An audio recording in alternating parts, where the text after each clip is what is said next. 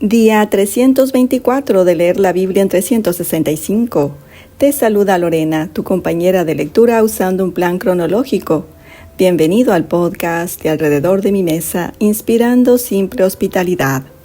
El Evangelio no es un secreto judío, es un plan de rescate global. En los capítulos de hoy Dios muestra esto tan claro como el cristal.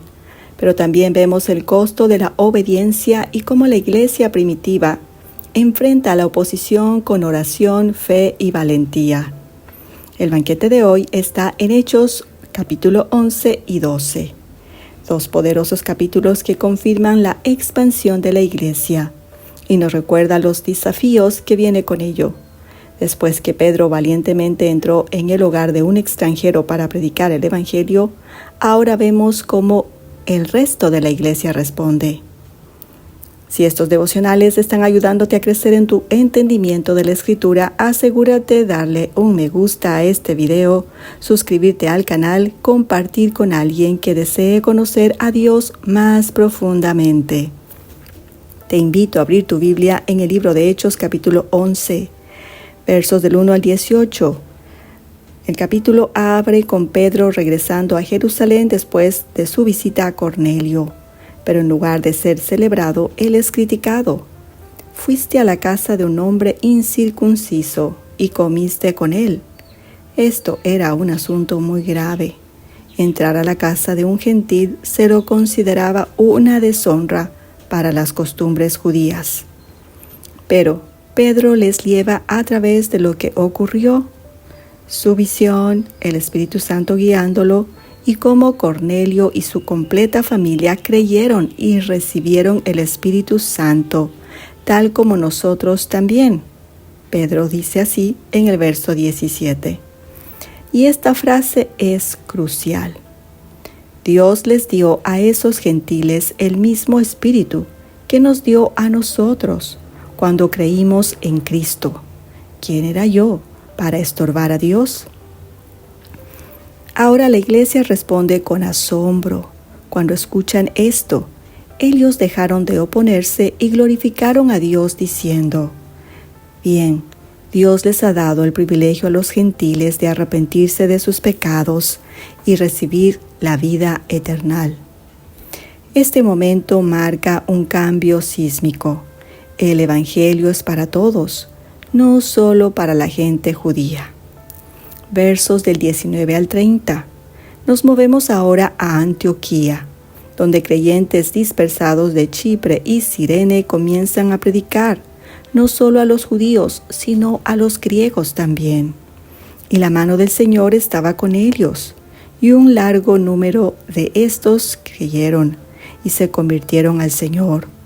Las nuevas de esto se esparció hasta Jerusalén y enviaron a Bernabé a constatar lo ocurrido, y haciendo honor a su nombre, hijo de consolación, Bernabé de la gracia de Dios y se regocija, fortalece a los creyentes y trae a Saulo de Tarso para ayudar a enseñar.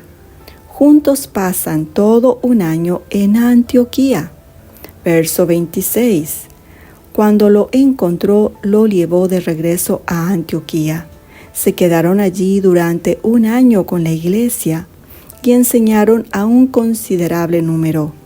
Y los discípulos por primera vez fueron llamados cristianos en Antioquía. Esto es algo muy importante.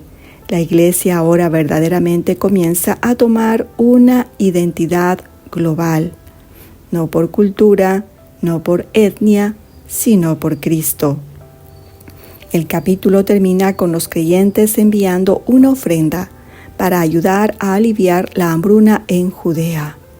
Desde el inicio la iglesia era generosa, conectada y servía sacrificialmente. Mientras el evangelio se expande, la persecución se intensifica. Movámonos a Hechos capítulo 12. Versos del 1 al 19.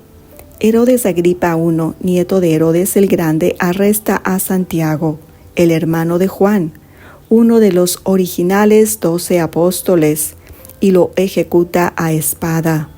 Santiago viene a ser el primer mártir de entre los apóstoles.